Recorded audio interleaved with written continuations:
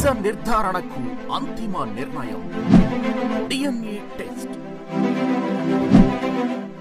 ఉన్నది ఉన్నట్లుగా వాస్తవాలను శోధించి వివరించే మన DNA టీవీ, మన రాష్ట్రం, మన ఛానల్. నమస్కారం, వార్తలకి స్వాగతం. ఈనాటి ముఖ్యాంశాలు.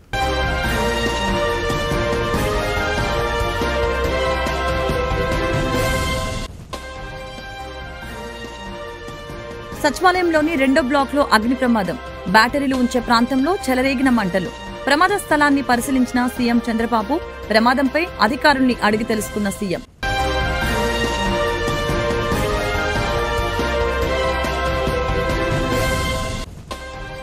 కేంద్రంలోని మోడీ ప్రభుత్వం, రాష్ట్రంలో గత వైసీపీ ప్రభుత్వం, ప్రస్తుతం ఉన్న కూటమి ప్రభుత్వం పోలవరం ప్రాజెక్టు విషయంలో మోసం చేస్తూ అన్యాయం చేస్తున్నాయని ఏపీసీసీ అధ్యక్షురాలు వైఎస్ షర్మిలారెడ్డి ఆరోపణ. పోలవరం ప్రాజెక్టు సంపూర్ణ సామర్థ్యంతో పూర్తి చేయాలని, ముంపు బాధితులకి పరిహారం చెల్లించాలని డిమాండ్.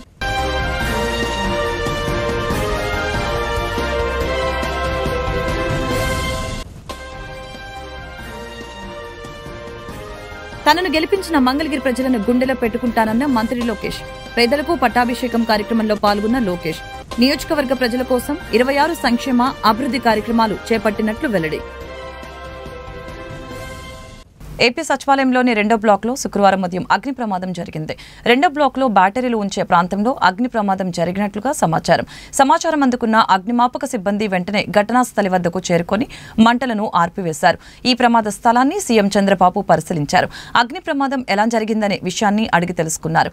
ఈ ప్రమాదానికి గల కారణాలని ముఖ్యమంత్రికి CS Vijayanand, DGP Harish Kumar Gupta, GAD secretary Mukesh Kumar Meena, fire DG Madireddy Pratap వివరించారు.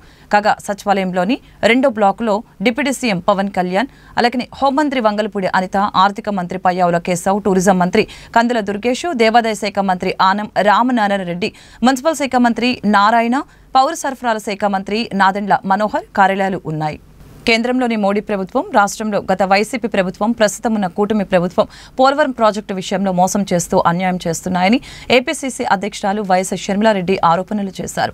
పోలవరం ప్రాజెక్టు సంపూర్ణ సామర్థ్యంతో పూర్తి చేయాలని, ముంపు బాధితులకి పరిహారం చెల్లించాలని డిమాండ్ చేశారు. జగన్మోహన్ రెడ్డి తల్లిపై కేసులు వేసిన వ్యక్తిగా చరిత్రలో నిలిచిపోతారన్న అభిప్రాయం వ్యక్తం చేశారు. దానికి బాధ్యత ఎవరు వహించాలి? నిజానికి పోలవరం ప్రాజెక్టు రాజశేఖర రెడ్డి గారు తలపెట్టిన మహోన్నత ప్రాజెక్టు.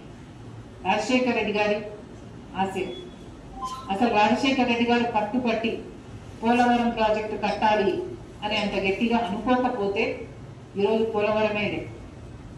కానీ రాజశేఖర రెడ్డి గారు ముఖ్యమంత్రి అయిన తర్వాత ఆయన హయాంలోనే అన్ని అనుమతులు తీసుకొచ్చి పోలవరం ప్రాజెక్టును రూపొందించి పోలవరం ప్రాజెక్టు 7,20,000 ఎకరాల కొత్త ఆయకట్టుకు నీళ్ళిచ్చే ప్రాజెక్టుగా 20 లక్షల ఎకరాలు స్టెబిలైజేషన్, 1,00,000 ఎకరాలకు మళ్ళీ స్థిరీకరణ కలిగించేట్టుగా 960 మెగావాట్ల హైడ్రో ప్రాజెక్టుతో సహా ఉత్తరాంధ్రకు లక్షల మందికి నీళ్లు, ఇలాంటివి ఎన్నో ఆశయాలతో రూపొందించింది పోలవరం ప్రాజెక్టు. రాజశేఖర రెడ్డి గారు రూపొందించినప్పుడు ఈ ప్రాజెక్టు కాస్ట్ 10,150 కోట్ల రూపాయలు. ఆ రోజు ఉద్దేశం ఈ ప్రాజెక్టు 194 టీఎంసీలు నీళ్లు హోల్డ్ చేయగల 2014 నుంచి అధికారంలో ఉండి కూడా 2014 నుంచి ఈ రోజు వరకు బీజేపీ పార్టీ అధికారంలో ఉంది. ఆ రోజు నుంచి ఈ రోజు వరకు బీజేపీ పార్టీ ఆంధ్ర రాష్ట్ర ప్రజలకు వెన్నుపోటు పొడుస్తూనే ఉంది. ప్రత్యేక హోదా ఆంధ్ర రాష్ట్రానికి అతి ముఖ్యమైన ఇష్యూ. మోడీ గారు ప్రధానమంత్రి కాకముందు 2014లో మోడీ గారు చెప్పిన మాట, విభజిత ఆంధ్ర రాష్ట్ర అభివృద్ధి బాధ్యత నాది అన్నారు. ప్రత్యేక హోదా 5 సంవత్సరాలు సరిపోదు, 10 సంవత్సరాలు ఇస్తాము అన్నారు. ఇలాంటివి ఎన్నో పెద్ద పెద్ద మాటలు. ఢిల్లీని తలపించే రాజధాని కడతామంట అన్నారు. పోలవరం జాతీయ ప్రాజెక్టుగా మొత్తం కేంద్రమే కడుతుంది అన్నారు. ఇలాంటివి ఎన్నో పెద్ద పెద్ద ప్రామిసెస్ చేసి కూడా ఎన్ని సంవత్సరాలైనా 11 సంవత్సరాలైనా ఈ రోజు వరకు కూడా మోడీ గారు ఒక్కటి కూడా నిలబెట్టుకోలేదు అంటే మోడీ గారు ఆంధ్ర రాష్ట్ర ప్రజలను మోసం చేశారు అని మేము ఆరోపిస్తే అది తప్ప. మోడీ కేడీ అంటే తప్ప. బీజేపీ పార్టీ సమాధానం చెప్పాలి, మోడీ గారు సమాధానం చెప్పాలి, వాళ్ళకు మద్దతు ఇస్తున్న చంద్రబాబు గారు, పవన్ కళ్యాణ్ గారు కూడా సమాధానం చెప్పాలి. ఆంధ్ర రాష్ట్రానికి ప్రత్యేక హోదా అన్నది ఎంత ముఖ్యమో అంతే ముఖ్యం పోలవరం ప్రాజెక్టు. ప్రత్యేక హోదా మన బిడ్డల భవిష్యత్ అయితే పోలవరం ప్రాజెక్టు మన రైతులకు ఊపిరి. ప్రత్యేక హోదా ఎంత ముఖ్యమో పోలవరం ప్రాజెక్టు కూడా అంతే ముఖ్యం. అలాంటిది పోలవరం ప్రాజెక్టు ఈ రోజు వరకు కూడా పూర్తి కాలేదు అంటే బహిరంగ మార్కెట్లో 1000 కోట్ల విలువైన ఆస్తిపై పేద ప్రజలకి శాశ్వత హక్కు కల్పిస్తున్నామని విద్యా ఐటీ శాఖల మంత్రి నారా లోకేష్ పేర్కొన్నారు. తనపై చూపించిన ప్రేమ, అభిమానం మంగళగిరి ప్రజలని గుండెల్లో పెట్టుకుని పనిచేస్తున్నారని చెప్పారు. బుడమేరు ఓల్డ్ ఛానల్కి సమాంతరంగా మరొక కొత్త ఛానల్ని కూడా 10,000 క్యూసెక్ల సామర్థ్యంతో అభివృద్ధి చేయడానికి ప్రణాళికలు సిద్ధం చేస్తున్నట్లు మంత్రి నిమ్మల రామానాయుడు తెలియజేశారు. మున్సిపల్, రెవెన్యూ, డిజాస్టర్ మేనేజ్మెంట్ శాఖలు సంయమనం చేసి ప్రతిపాదన ముఖ్యమంత్రి ముందు ఉంచుతామని చెప్పారు. గత ప్రభుత్వంలో బుడమేరు డైవర్షన్ ఛానల్ విస్తరణకి నిధులు ఉన్నా పనులు చేయలేదని విమర్శలు గుప్పించారు. 2024 ఎన్నికల్లో నేను రచ్చబండ కార్యక్రమం పెట్టుకుని మీ దగ్గరకు వచ్చా. అక్కడ పార్టీ జెండాలు లేవు, బ్యాక్ డ్రాప్ లేవు. సరదా కూర్చుని నేను చెప్పాల్సిన 10 నిమిషాలు చెప్పి మీ సమస్యలు తెలుసుకుని ఆనాడు స్పష్టమైన హామీ ఇచ్చా. దాంట్లో భాగంగా మీరందరూ నన్ను కోరారు. 2.5 దశాబ్దాల నుంచి ఇది ఒక కళ, మాకు ఇంటి పట్టాలు మాకు కావాలి, మీరు ఏం చేస్తారో మాకు తెలియదు, ఆ పట్టాలు మటుకు మాకు ఇప్పించండి అని మీరు చెప్పారు. అది ఇప్పుడు కూడా నా బాగా గుర్తు. ఆనాడు మీకు చెప్పా 3 విడతలుగా ఈ కార్యక్రమం జరుగుతుంది. కొంతమంది సులభంగా చేసాక ఉంటుంది, అది ప్రభుత్వ నిర్ణయం మేరకు నడుస్తుంది, అది మొదటి విడతలో జరుగుతుందని చెప్పా. రెండవది ఎండోమెంట్ భూములు, ఇంకో పక్కన రైల్వే భూములది ఇంకొంచెం సమయం పడుతుందని చెప్పా. అతి కష్టమైన పని ఈ కాలువ పైన ఉన్న ఇల్లు కానివ్వండి, అటవీ భూమిలో ఉన్న ఇల్లు, అది అందరితో మాట్లాడాలి, 2-3 సంవత్సరాలు పడుతుంది, బట్ నేను చేసి తీరుతానని ఆనాడు హామీ ఇచ్చా. కరెక్ట్ గా 10 నెలలు అయింది ప్రజా ప్రభుత్వం ఏర్పడి. 10 నెలల్లో మొత్తం ఎన్యూమరేషన్ చేశాం, ఇంటికి కొలతలు తీశారు. అధికారులే కాదు, అన్ని పార్టీలకు సంబంధించిన నాయకులు వచ్చారు, కొలతలు తీశారు, వివరాలు కనుక్కున్నారు. ఆ వివరాలు తెలుసుకున్న తర్వాత నేనే స్వయంగా రెవెన్యూ మంత్రి అనగాని సత్యప్రసాద్ గారితో, గౌరవ ముఖ్యమంత్రి గారితో అనేక సార్లు మాట్లాడి ఏకంగా అది కేబినెట్ కి తీసుకెళ్లి కేబినెట్ లో ఆమోదం తెలిపిన తర్వాతనే ఈ కార్యక్రమం మన ముందర తీసుకెళ్లే పరిస్థితి. మీరందరూ ఒక్కసారి గుండెపై చేపెట్టి ఆలోచించారు. గత 2.5 దశాబ్దాలుగా మీకున్న కళ ఇది. అనేక మంది నాయకులు మీరు కలిశారు. జిరాక్స్ ప్రింటింగ్లకే విపరీతంగా ఖర్చు అయిపోయింది, కాగితాలు ఇచ్చేదానికి ఖర్చు అయింది. అలాంటిది వేదికమైన నాయకులందరం మేము కష్టపడి, మీ దగ్గర ఒక బాటిల్ నీళ్ళు కూడా మేము తాగలేదు, మీకోసం కష్టపడి అవినీతి లేకుండా ఈ రోజు మీకు ఇల్లు పట్టాలు మేము ఇస్తున్నాం. పెద్దలు ఇప్పుడే చెప్పారు, దాదాపు మొదటి విడతలో మార్కెట్ విలువ 1000 కోట్లు విలువైన ఆస్తిని ఈ రోజు మీకు శాశ్వతంగా హక్కు కూటమి ప్రభుత్వం అందజేస్తుంది. ప్రతి 60 కుటుంబాలకి ఒక ప్రతినిధిని ఏర్పాటు చేసే విధంగా కుటుంబ సాధికార సమితిని ప్రభుత్వం తీసుకువస్తుందని విజయవాడ తూర్పు ఎమ్మెల్యే గద్దె రామ్మోహన్ తెలిపారు. ప్రజల అవసరాలని క్షేత్రస్థాయిలో పార్టీ దృష్టికి తీసుకుని వెళ్లి పరిష్కరించేందుకు కృషి చేస్తామని. కుటుంబ సాధికార సమితి అనే ఒక కార్యక్రమంతో ప్రతి 60 మందికి కూడా ఒక బాధ్యుల్ని ఏర్పాటు చేసే కార్యక్రమంలో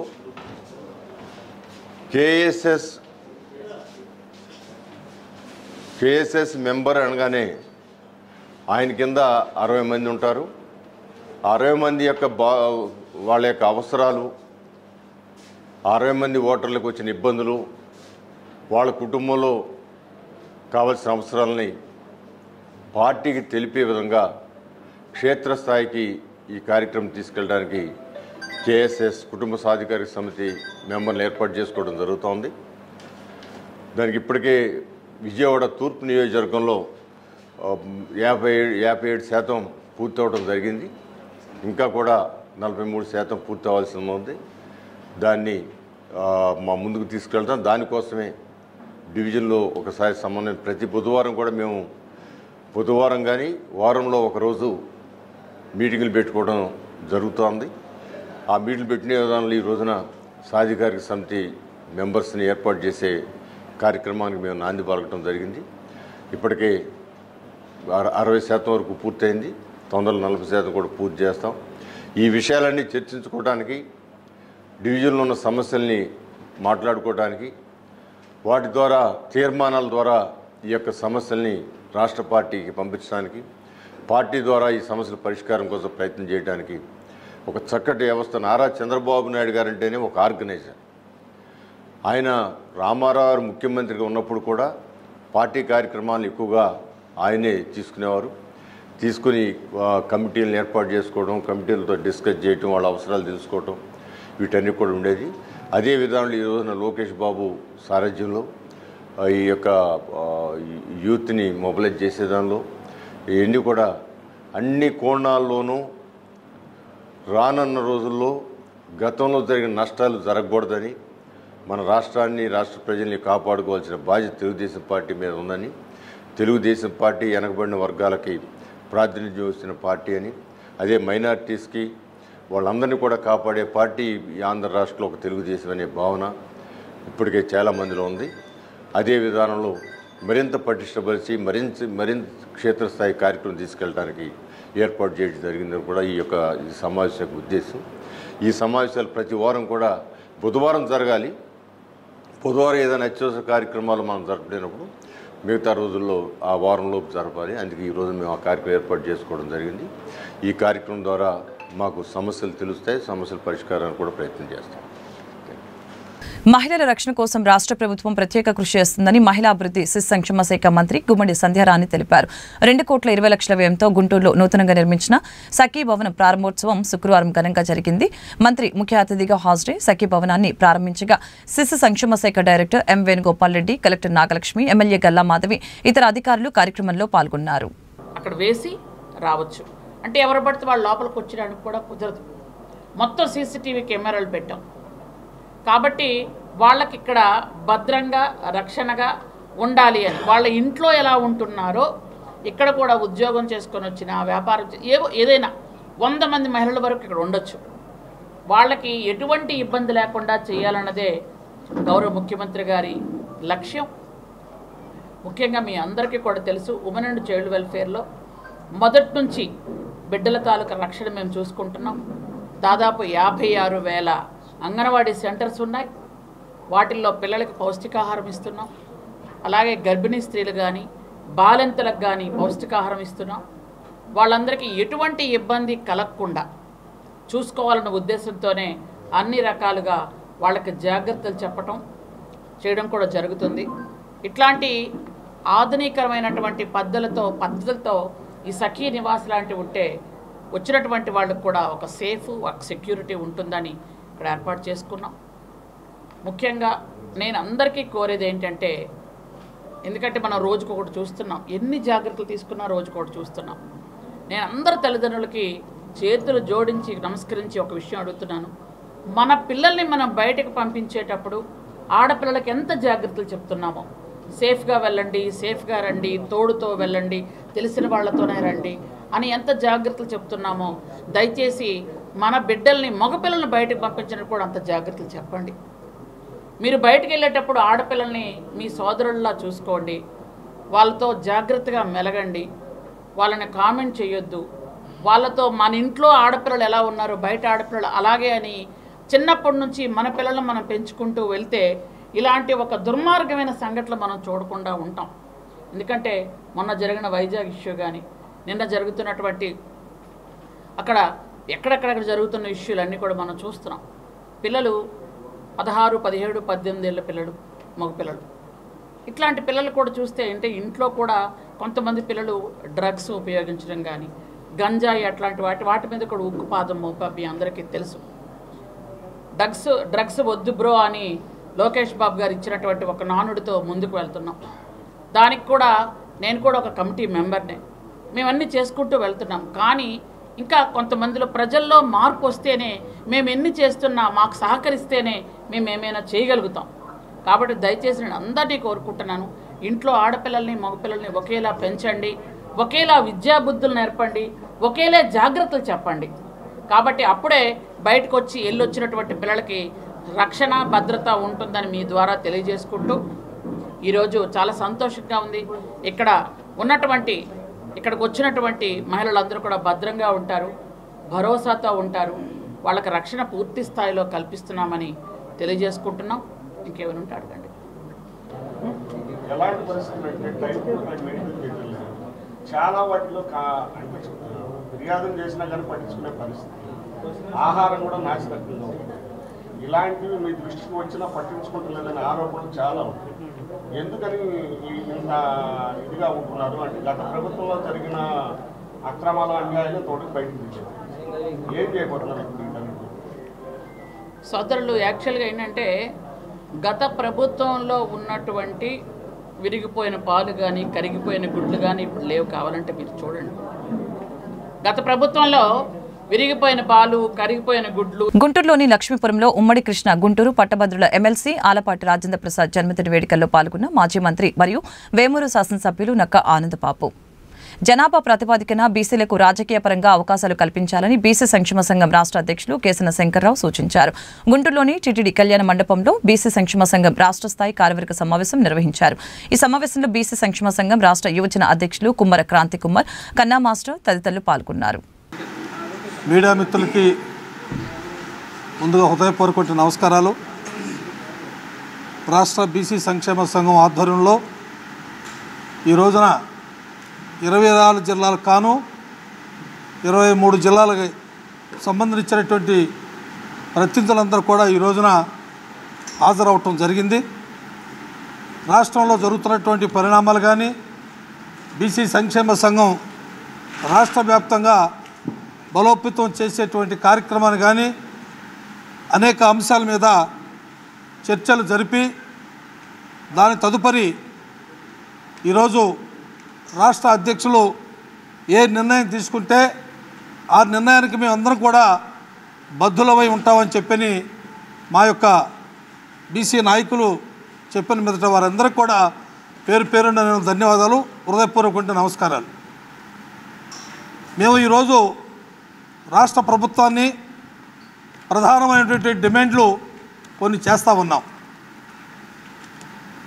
బాబాసాహెబ్ అంబేద్కర్కి విజయవాడలో ఏ రకంగా ఆయన యొక్క శృతివనాన్ని నిర్మాణం చేశారో అదేవిధంగా ఈ రాష్ట్రంలో అమరావతిలో మహాత్మా జ్యోతిరావు పూలే శృతివనాన్ని కూడా ఏర్పాటు చేయమని ప్రభుత్వాన్ని మేము అడుగుతూ ఉన్నాం. అదేవిధంగా ఎన్నికల మేనిఫెస్టోల్లో వాళ్ళు ఏదైతే బీసీ రక్షణ చట్టాన్ని అమలు చేస్తామని అదేవిధంగా కులగణాంకాలు చేస్తామని అనేక రకమైనటువంటి వాగ్దానాలు బీసీలకి చేసినటువంటి విషయం కూడా తెలుసు. అవన్నీ కూడా తూచా తప్పకుండా అమలు చేయాలని చెప్పని ప్రభుత్వానికి మేము విజ్ఞప్తి చేస్తూ ఉన్నాం. ముఖ్యమంత్రి గారిని కోరుతూ ఉన్నాం. అయినా ముఖ్యమంత్రి గారు గతంలో రాష్ట్రం విడిపోయిన తర్వాత సివిల్ సర్వీస్ కోచింగ్ సెంటర్ ఈ రాష్ట్రంలో లేదు కనుక మీరు తప్పనిసరిగా సివిల్స్ కోచింగ్ సెంటర్ని ఏర్పాటు చేయమని మేము రాష్ట్ర ప్రభుత్వాన్ని, ముఖ్యమంత్రి గారిని, అదేవిధంగా బీసీ వెల్ఫేర్ మంత్రి గారిని కూడా మేము అడగటం జరిగింది. తప్పనిసరిగా చెప్పని విజయవాడ గొల్లపల్లిలో బీసీ స్టడీ సర్కిల్, హైవే సివిల్ సర్వీస్ స్టడీ సర్కిల్ని ఏర్పాటు చేసేందుకు, అదేవిధంగా 26 జిల్లాల్లో డిఎస్సి కోచింగ్ సెంటరు కొన్ని ప్రాంతాల్లోనే పెట్టారు. అలా కాదు 26 జిల్లాలో కూడా బీసీలకు సంబంధించినటువంటి పిల్లలందరూ కూడా దూరాభారం వెళ్ళాలంటే ఇబ్బంది కనుక మరి 26 జిల్లా హెడ్ క్వార్టర్లో కూడా మేము పెట్టమంటం జరిగింది. దానికి కూడా వాళ్ళు తప్పనిసరిగా పెట్టారు. ఈ రోజున పిల్లలందరూ కూడా డిఎస్ఏ కోచింగ్ సెంటర్లో మరి క్లాసులకి తీసుకున్నటువంటి పరిస్థితి. అదేవిధంగా మరి ముఖ్యమంత్రి గారు కుల గణాంకాలు చేసి ఈ రాష్ట్రంలో జనాభా నిష్పత్తి ప్రకారంగా మాకు ఏదైతే స్థానిక సంస్థల్లో గతంలో 34% ఉండేది దాని తర్వాత 22% కుదించారు. అదేవిధంగా ముఖ్యమంత్రి గారు చెప్పారు, నేను ఈ నెల 6వ తేదీన గుంటూరులో శ్రీరామ శోభాయాత్ర జరగనుంది. శ్రీరామనవమిని పురస్కరించుకొని ఈ శోభాయాత్ర నిర్వహిస్తున్నారు. ఈ యాత్రలో అందరూ పాల్గొని విజయవంతం చేయాలని ఉత్సవ కమిటీ ప్రతినిధులు బ్రహ్మారెడ్డి, వేణుగోపాల్, లోకేష్ సూచించారు. బృందావన్ గార్డెన్ శ్రీవారి ఆలయం వద్ద ప్రారంభమైన పురవీధుల్లో ఊరేగించి రామనామ క్షేత్రం వరకు శోభయాత్ర సాగుతుందని వారు వెల్లడించారు. నా పేరు బ్రహ్మారెడ్డి. గత 7 సంవత్సరాల నుంచి గుంటూరు నగరంలో శ్రీరామనవమి సందర్భంగా మన అందరం కలిసి గుంటూరు నగర ప్రజల సహకారంతో అంగరంగ వైభవంగా శ్రీరామనవమి రథయాత్ర నిర్వహిస్తున్నాం. అదేవిధంగా ఇది 8వ సంవత్సరం మన శ్రీరామనవమి శోభాయాత్రని నగరంలో ఉన్నటువంటి ప్రముఖమైన ఆలయాలని కలుపుకుంటూ గుంటూరు నగర ప్రజల అందరూ స్వచ్ఛంద సహకారంతో ఎంతో అంగరంగ వైభవంగా ఈ ర్యాలీ నిర్వహిస్తున్నాం. దీనికి నగరంలో ఉన్నటువంటి నగర చుట్టుపక్కల గ్రామాల ప్రజలు కూడా దీనిలో పాల్గొనాలని, అలాగే గార్డెన్స్ వెంకటేశ్వర స్వామి గుడి నుంచి మన రథయాత్ర మొదలవుతుంది. అక్కడి నుంచి లాడ్జి సెంటర్ నుంచి women's college, old club road, bus stand, Nandivelugu road, Anjaneya Swamy temple, Brahmananda stadium, Chandana brothers, MA centre, Vasavi Kanyaka Parameshwara అమ్మవారి గుడి, నల్ల చెరువు, రామనామ క్షేత్రం వద్ద మన ర్యాలీ ముగుస్తుంది. దానితో పాటు చివరగా అన్నప్రసాదం కూడా రామనామ క్షేత్రం వద్ద ఉంటుంది. కాబట్టి గుంటూరు నగరంలో ఉన్నటువంటి ప్రతి ఒక్క నగర ప్రజలు కూడా ఈ ర్యాలీలో పాల్గొని దీన్ని విజయవంతం చేయాలని, అలాగే ఆ శ్రీరాముని కరుణ కటాక్షాలు మనందరిపై ఉండాలని, ఆ శ్రీరాముని యొక్క ఆదర్శంగా చేసుకొని ఎన్నో సంవత్సరాల తరతరాల నుంచి మన సనాతన ధర్మం యొక్క ప్రతిష్టని నిల్చోబెట్టి మన సనాతన ధర్మం యొక్క గొప్పతనాన్ని మన ప్రపంచానికి సాటి చెప్పాలని ఈ శ్రీరామ ఉత్సవ సమితి గుంటూరు నగర ప్రజలకి పిలుపునిస్తుంది. దానిలో భాగంగా గుంటూరు నగరంలో ఉన్నటువంటి ప్రతి ఒక్కరూ ఈ కార్యక్రమంలో పాల్గొని ఈ శ్రీరాముని రథయాత్ర అంగరంగ వైభవంగా నిర్వహించాలని కోరుతున్నాం. దీనికి నగరంలో ఉన్నటువంటి పత్రికా విలేకరులకి, ముఖ్యంగా పోలీస్ డిపార్ట్మెంట్ వారికి, అలాగే నగర ప్రజలకు కూడా పేరు పేరున ఆహ్వానిస్తూ ధన్యవాదాలు తెలుపుతున్నాం. జై శ్రీరామ్. జై శ్రీరామ్. నా పేరు వేణుగోపాల్, శ్రీరామ్ ఉత్సవ సమితి. మనం గత 7 సంవత్సరాలుగా గుంటూరు నగరంలో రాములవారి పరివారాన్ని మొత్తాన్ని కూడా ఈ గుంటూరు నగరంలో ఉన్న హిందూ బంధువులందరికీ చేరవేసే విధంగా శోభాయాత్ర నిర్వహిస్తున్నాం. ఈ ఏడాది 8వసారి రాములవారి పరివారాన్ని మరియు వారి కుటుంబాన్ని మరియు వారి రామబంధువులందరినీ కూడా గుంటూరు నగర దేవాలయాల గుండా ఊరేగిస్తూ గుంటూరులో ఉన్న ఒక శ్రీరామనవమి శోభాయాత్రని నగర ప్రజలందరికీ పరిచయం చేయాలనే విధంగా శ్రీరామోత్సవ సమితి వారు ఈ ఏడాది శ్రీరామనవమి రోజు ఆదివారం ఉదయం 9:11 యాత్రని కార్యక్రమాన్ని మొదలుపెట్టాము. ఈ యాత్రలో గుంటూరులో నగరంలో ఉన్న హిందూ బంధువులందరూ పాల్గొని ఈ యాత్రను విజయవంతం చేయాలని కోరుతున్నాం. ముఖ్యంగా గుంటూరు నగరంలో ఉన్న పోలీస్ అధికారులు కానీ, మున్సిపల్ అధికారులు కానీ ఈ యాత్రకి చాలా వారి యొక్క సహాయ సహకారాలు అందిస్తున్నారు. గత 7 ఏళ్లుగా ఏదైతే సహాయ సహకారాలు అందిస్తున్నారో ఈ ఏడాది కూడా అంతకంటే ఎక్కువగా వీరందరూ కూడా ఈ రథయాత్రకి సహకారాలు అందించి ఈ యాత్రని విజయవంతం చేయవలసిందిగా కోరుచున్నాము.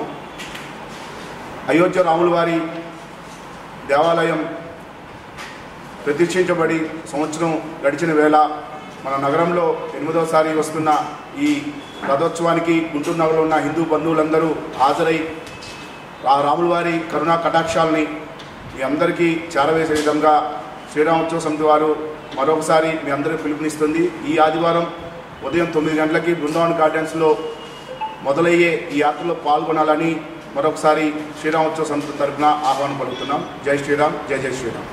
జై శ్రీరామ్. వార్తలు ముగించే ముందు ముఖ్యాంశాలు మరొకసారి.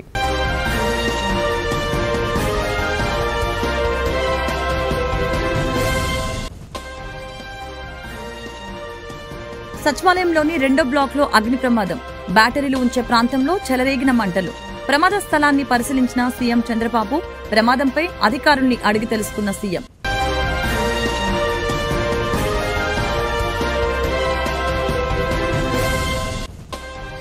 కేంద్రంలోని మోడీ ప్రభుత్వం, రాష్ట్రంలో గత వైసీపీ ప్రభుత్వం, ప్రస్తుతం ఉన్న కూటమి ప్రభుత్వం పోలవరం ప్రాజెక్టు విషయంలో మోసం చేస్తూ అన్యాయం చేస్తున్నాయని ఏపీసీసీ అధ్యక్షురాలు వైఎస్ షర్మిలారెడ్డి ఆరోపణ.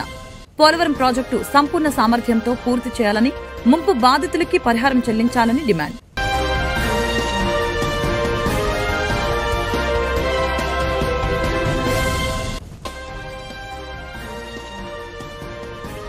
తనను గెలిపించిన మంగళగిరి ప్రజలను గుండెలో పెట్టుకుంటానన్న మంత్రి లోకేష్. పేదలకు పట్టాభిషేకం కార్యక్రమంలో పాల్గొన్న లోకేష్ నియోజకవర్గ ప్రజల కోసం 26 సంక్షేమ అభివృద్ధి కార్యక్రమాలు చేపట్టినట్లు వెల్లడి. ఈ వార్తలు ఇంతటితో సమాప్తం. మరొక బులెటిన్లో మళ్ళీ కలుద్దాం. నమస్కారం.